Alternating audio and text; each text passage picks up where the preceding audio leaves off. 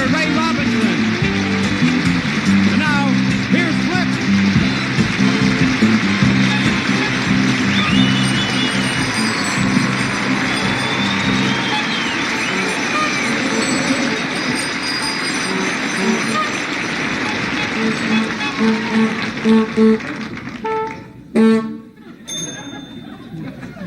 Good evening, y'all. Welcome to the show.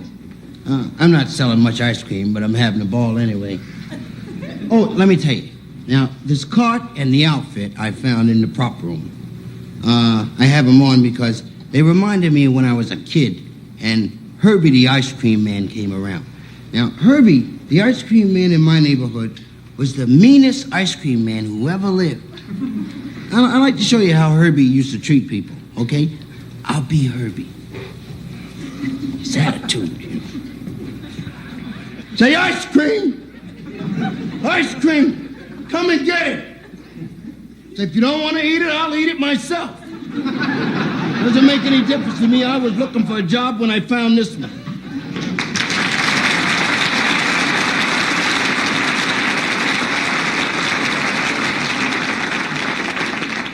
Hey, the good time, man. How's it going? If you'll notice, it's standing still. I don't have time to socialize. If you want a friend, buy a dog. Well, okay, what flavors you got? The same flavors I had yesterday. I wasn't here yesterday. Don't apologize. I didn't miss you. I guess I better get the family out here and let them take their pick. You're not gonna Shirley? take nothing. They'll buy it. Shirley, honey. Come on, girl.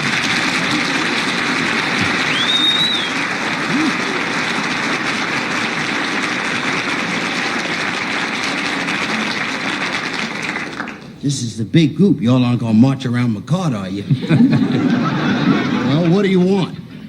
Well, would you just say the flavors once? Say the flavors. Well, move in closer. I haven't got all day to stand here and repeat the flavors. I got 17 more blocks to cover. Please, sir, we just moved into this neighborhood. We're kind of new around here.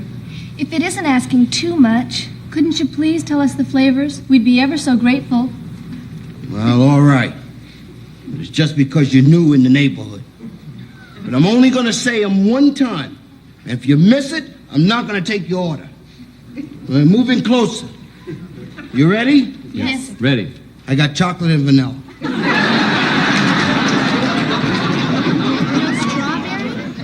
Lori. I'm sorry. She didn't mean it, Mr. Herbie, honest. Don't say she didn't mean it.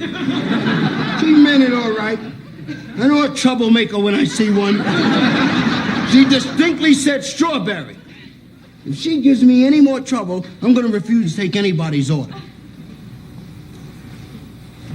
Are y'all Christians? Y'all look so nice. Well, move away from the cart. Don't crowd the cart. People got to see what I'm selling here. I don't care what you think of my attitude. I'm selling ice cream, not public relations. You want some or don't you? Oh, yeah. Oh, yeah. Everybody. I want some myself. Laurie, Debbie, Lindy, Cherry. I told you all we got is chocolate and vanilla.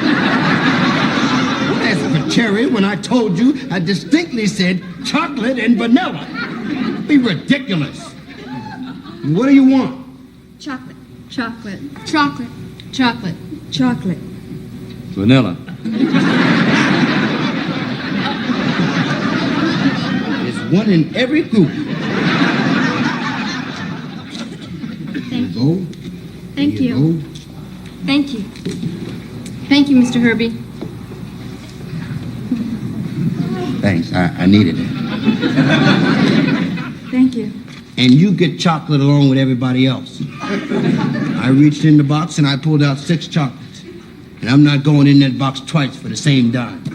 Ice cream!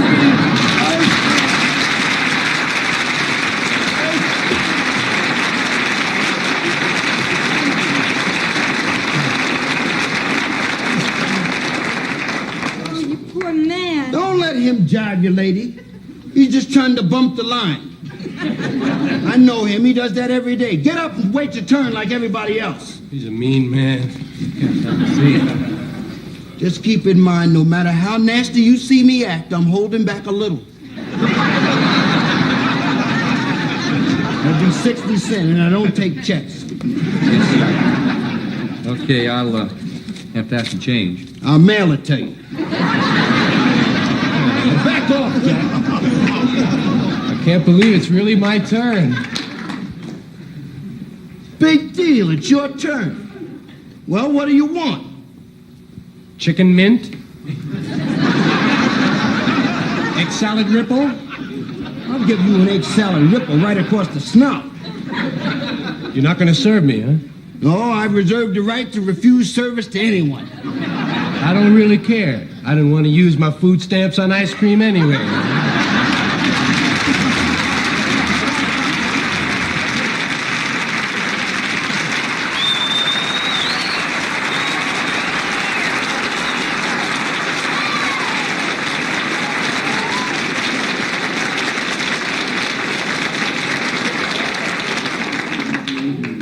Hey.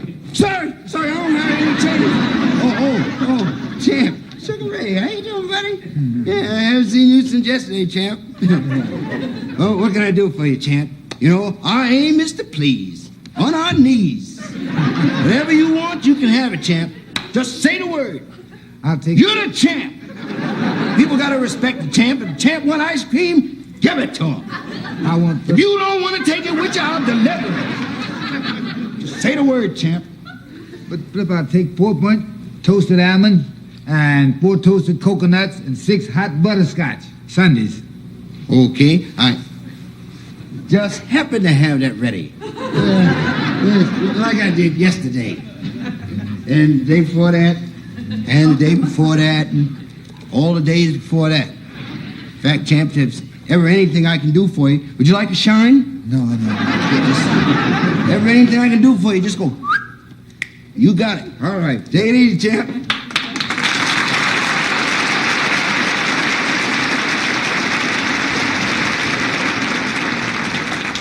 I'm tired of him coming around here gorilla and ice cream.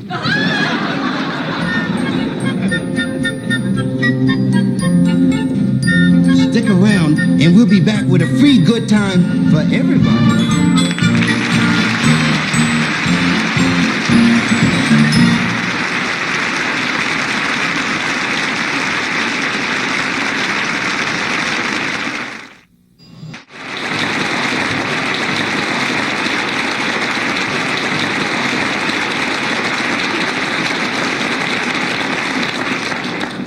Yeah, here's my first wife, the mother of our 4, and we met in high school, right under the grandfather clock there in the David Lipscomb High School hallway.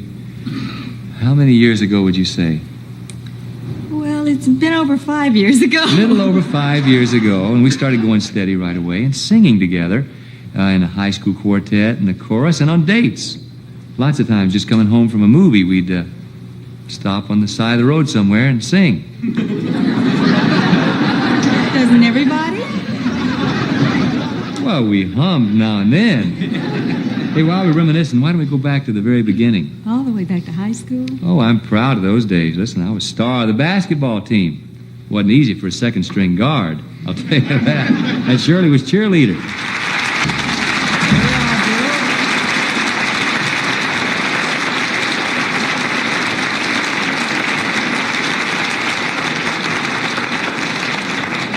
Yeah, we've got our own girl factory right there in Beverly Hills. Boy, they've gotten big. Why don't you girls introduce yourselves? We'll start with the youngest. I'm Lori, and I'm 13. I'm Debbie, and I'm 14. I'm Lindy, and I'm 15. I'm Cherry, and I'm 16. I'm Shirley, and I'm tired.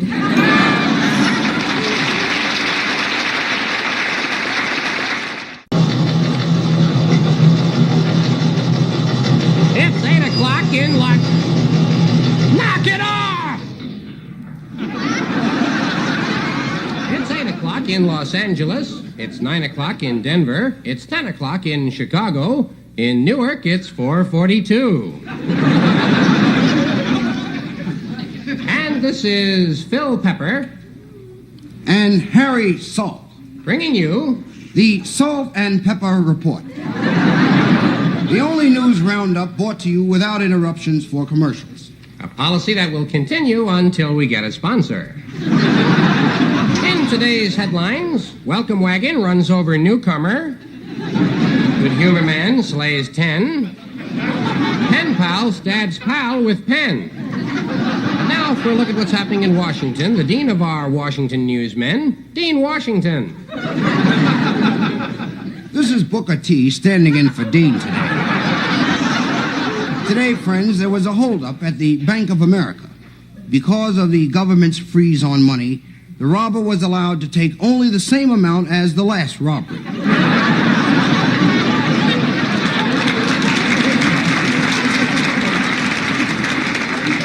On the political scene, Democrats charged today that President Nixon has not reduced crime. But thanks to his economic policies, we all have less money to be stolen.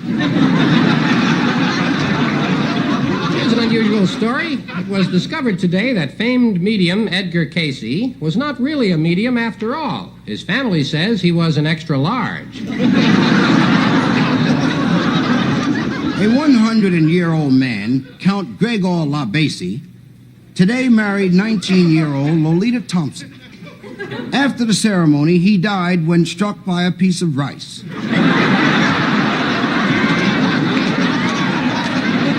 Thanks, Harry, for that on-the-spot report. Now, moving along... I'm not through. Don't cut me off before I'm finished. Better watch that, Jack. You don't know me that well. Let me take my best shot. Sorry, Harry. I mean, what can I say? What else do you want to say? Back to you, Phil. Brilliant. I think Harry's been into the mushrooms again, gang. And now our correspondent across the tracks, Stafford Cripps. Hello there, friend. This is Stafford Cripps, and I'm over here on the other side of the tracks. Watch out for that train!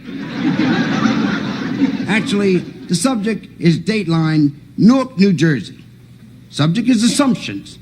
Police today arrested George Whittington for stealing a new Cadillac from a downtown car lot.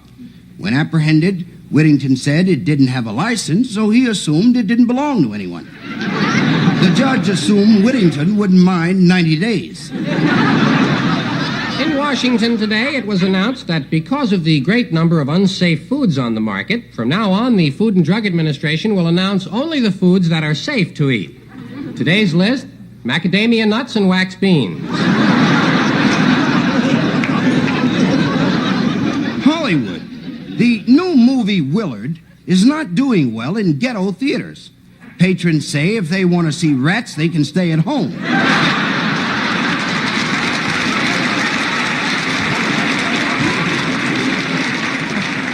And now for the latest in sports, here's Biff Barf in the Spotlight. Well, good evening, sport fans. Biff Barf here, biffing and barfing and picking them up and barfing them back at you, gang.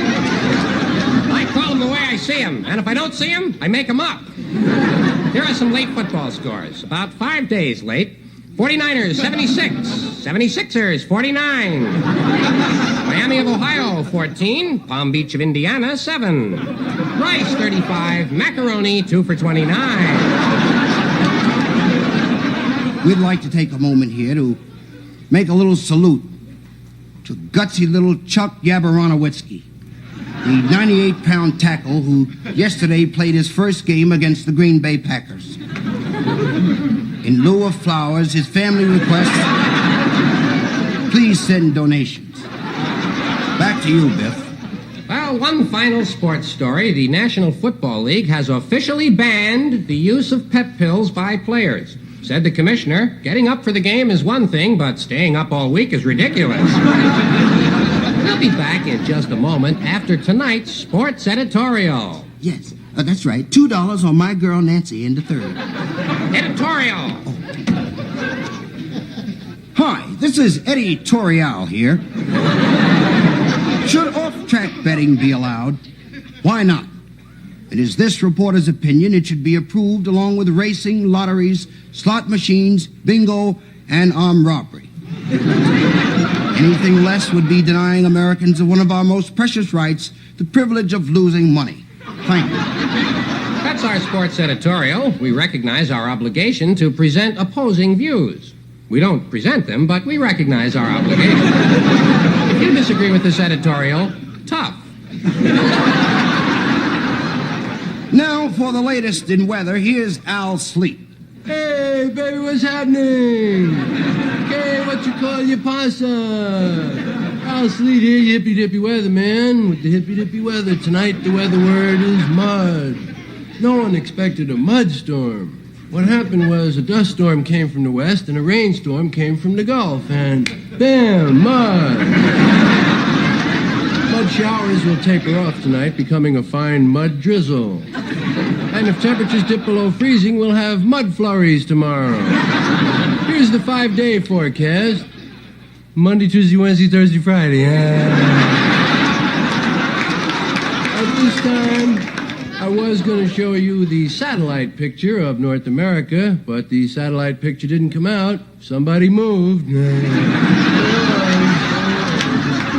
Well, that just about wraps it up on 4 o'clock news. Friends, from San Clemente, this late report. There's news of an oil slick. The tide just came in, and the summer White House is now black. Beautiful!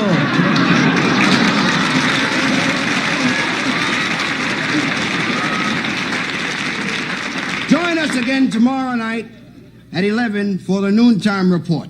Until then, this is Harry Salt. And Phil Pepper, leaving you with this word to the wise. Even the sign on Broadway has quit smoking.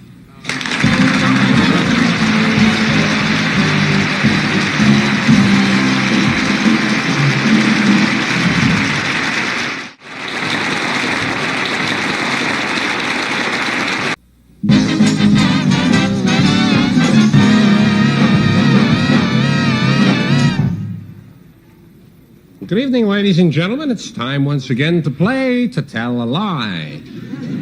Tonight, our panelists are Mr. George Weil, Mrs. Shirley Boone, and yours truly, George Carlin. Our program is brought to you by Swig It, the beer that asks the question, how about another? Incidentally, all of our guests and contestants are flown in by Air Tibet. The big trick is getting to Tibet for the flight. Okay, panelists, it's time to play To Tell a Lie. Will our guests come in, please?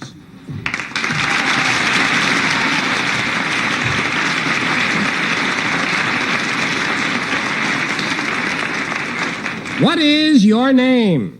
My name is Sugar Ray Robinson. My name is Sugar Ray Robinson. My name is Sugar Ray Robinson, too. Only one of these gentlemen is the real Sugar Ray Robinson. The other two are imposters. Our brilliant and egomaniacal panel will attempt to uncover the real Sugar Ray Robinson, considered to be, pound for pound, the greatest fighter in the history of boxing. Gentlemen, won't you please sit down? Well, it's going to be a fun evening, I can see. We'll start the questioning with George Weil. That's you. Thank you. Number one, why do they call you Sugar Ray?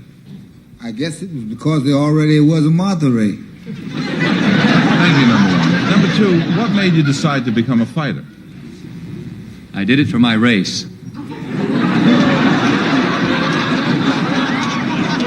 the only way a black man can get ahead. I'm the greatest. I'm the great Black Hope. And number three, how many fights have you had? Well, I had 101. I won all but 100. What was the hardest you were ever hit? The hardest I was ever hit. That's the most simple question. That was in 1968 by the Internal Revenue Service. They were undefeated, you know. Yes, looks like this is going to be a tough one for you tonight, panel. Your turn, Shirley. Number one, you look like an imposter to me. You're just too good looking to be a fighter. Actually, I started out ugly. My face got punched into these little...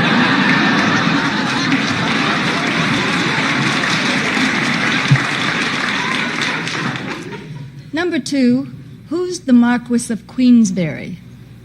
Some sissy from Cleveland and knocked him out in 2 rounds. Right. Number 3. Your fight with Jake LaMotta seemed to be a grudge fight. Why? Well, what happened was, first I circled him. See? Then he circled me. Then I circled him some more. And then he circled me some more. And then he started getting mad because I was making bigger circles than him. Time's up, Shirley. Now you know why Arlene Francis gets the big money. I think I'll give it a whirl now. Number 2, they say you can dish it out, but you can't take it. They say you can't take a punch. What about it, champ?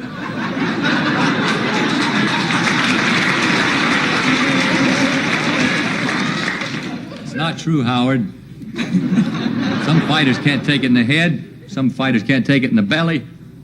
I love it all over. Oh, you're a little weird, too. Number 3, to change the line of questioning, where were you born? I was born in Detroit. That's in the South. We were very poor. In fact, we were so poor, my father broke the mirrors so we wouldn't watch ourselves starve to death. Sounds reasonable to me. To what do you attribute your fantastic success as a fighter? Well, I'd have to say it's my left. See, my left is extremely fast. You want to see it? You want to see it again? About your training, how do you prepare for a fight mentally? Well, I think clean. That's the first thing. So I think clean, then I go to bed early every night. I don't drink, I don't smoke, and I don't fool around. Therefore, by the time I get in the ring, I'm so frustrated I can kill the guy.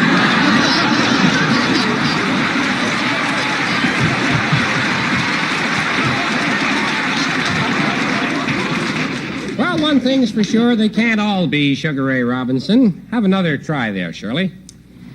Prize fighters have become famous for their poetry. Let's hear one from each of you. Number 2, you start. Pick the right one. On a day like today, we pass the time away writing love letters in the sand. That was a big one for me. Number 1. Some people work in their gardens growing roses for hours and hours. Whenever I work in the garden, I grew cauliflower. That was a big one for me, too. Oh, there was a young lady of Kent who said that she knew what it meant when men asked her to dine, gave her cocktails and wine. She said she knew what it meant, but she went.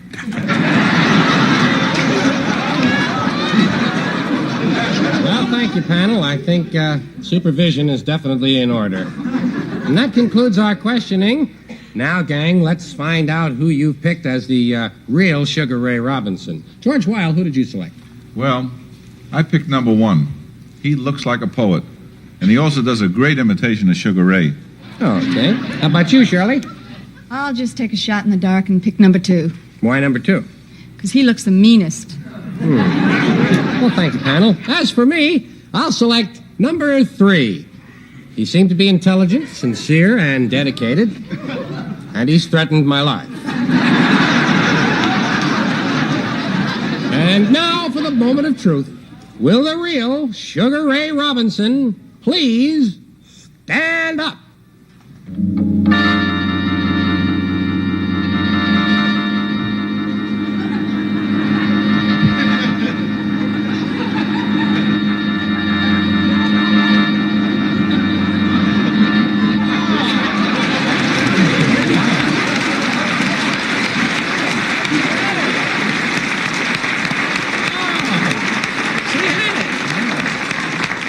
Well, Sugar Ray, I think you fooled everyone tonight. Now let's find out who the imposters are. You did a marvelous job, gentlemen. Number 1, would you stand up, or are you standing already? Would you tell us what your name is, please, and what you do for a living? My name is Shorty Smith. I'm Rocky Graziano's English teacher.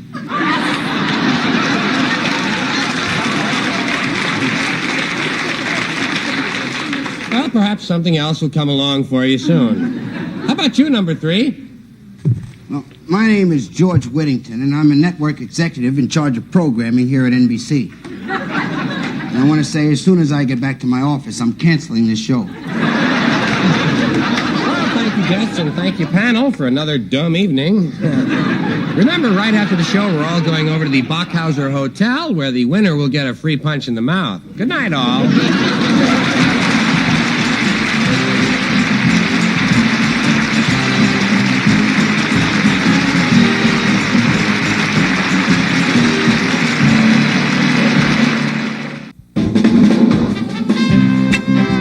I'd like to thank my wonderful guests, Champ, Sugar Ray Robinson, ladies and gentlemen. And the very, very talented Mr. George Carlin. And Pat Boone and family. Come on out here, family.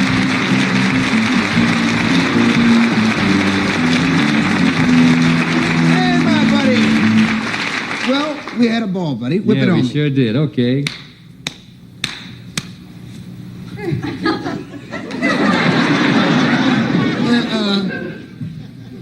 You look perplexed. Yeah, see, well, I've never done it with a lady, and I don't want to have Shirley leave here offended. You could help me out of a delicate I'll situation. be delighted. Fine. Sure. Whip it on me here, honey. That's good. That's fine. Look, Pat, Shirley and I got to run. Why don't you give him a little Figaro?